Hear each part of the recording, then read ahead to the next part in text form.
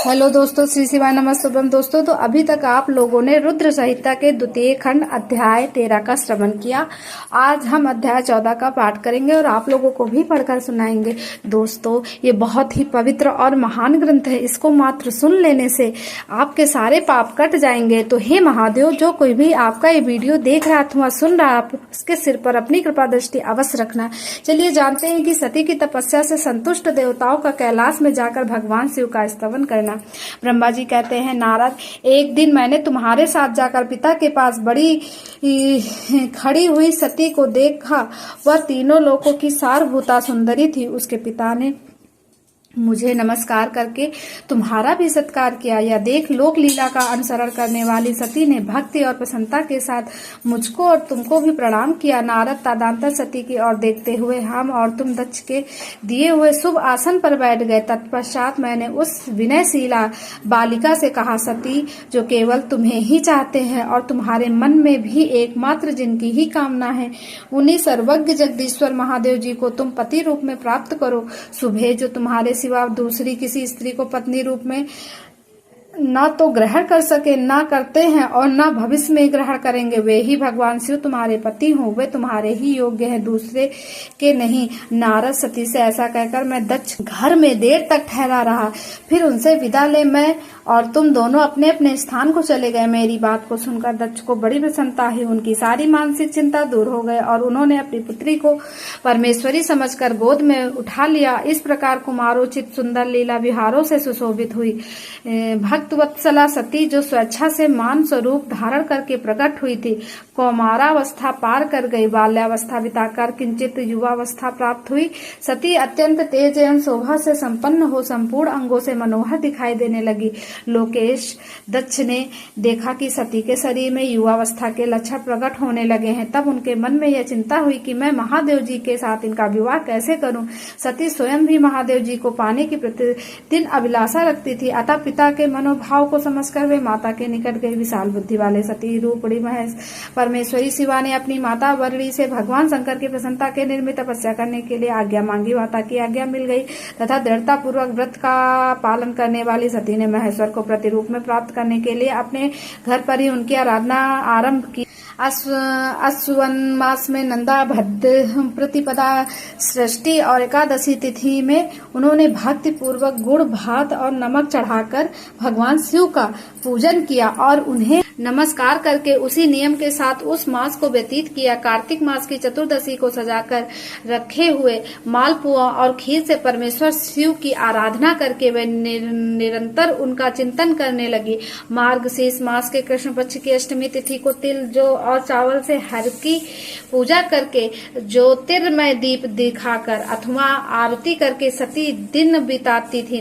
पौष मास के शुक्ल पक्ष की सप्तमी को रात भर जाग करके प्रातः काल खिचड़ी का नैवेद्य लगा के वे शिव की पूजा करती। माघ की पूर्णिमा को रात में जागरण करके सवेरे नदी में नहाती और गीले वस्त्र से ही तट पर बैठकर भगवान शंकर की पूजा करती। फाल्गुन मास के कृष्ण पक्ष की चतुर्दशी तिथि को रात में जागरण करके उस रात्रि के चारों पहरों में शिव की विशेष पूजा करती और नटों द्वारा नाटक भी कराती थी। चैत्र मास के शुक्ल पक्ष की चतुर्दशी को वे दिन रात शिवा का स्मरण करती हुई समय बिताती और ढाक के फूलों तथा दावनों से भगवान शिव की पूजा करती थी।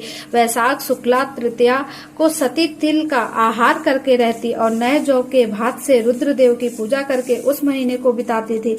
ज्येष्ठ की पूर्णिमा को रात में सुंदर वस्त्रों तथा भटकटैया के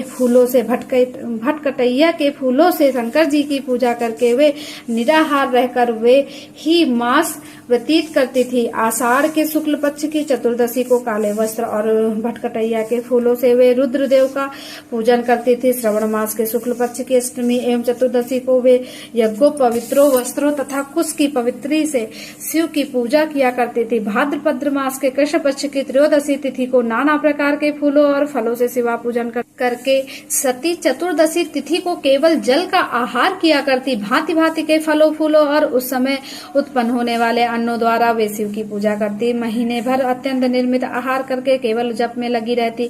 सभी महीनों में सारे दिन सती शिव की आराधना में ही संलग्न रहती। अपनी इच्छा से मानव स्वरूप धारण करने वाली वे देवी दृढ़ता पूर्वक उत्तम व्रत का पालन करती। इस प्रकार नंदा व्रत को पूर्ण रूप से समाप्त करके भगवान शिव में अनन्य भाव रखने वाली सती एकाग्र चित्र हो बड़े प्रेम से भगवान शिव का ध्यान करने लगी तथा उस ध्यान में ही निश्चल भाव से स्थित हो गई। मुने इस समय सब देवता और ऋषि भगवान विष्णु और मुझ को आगे करके सती की तपस्या देखने के लिए गए। वहां आकर देवताओं ने देखा सती मूर्तिमती दूसरी सिद्धि के समान जान पड़ती है। वे भगवान शिव के ध्यान में निमग्न हो उस समय सिद्धावस्था को पहुंच गई थी। समस्त देवताओं ने बड़ी प्रसन्नता के साथ वहां दोनों हाथ जोड़कर सती को नमस्कार किया। मुनियों ने भी मस्तक झुकाया तथा श्री हरि आदि के मन में प्रीति उमड़ आई। श्री विष्णु आदि सब देवता और मुनि आश्चर्यचकित हो सती देवी की तपस्या की भूरी भूरी प्रशंसा करने लगे।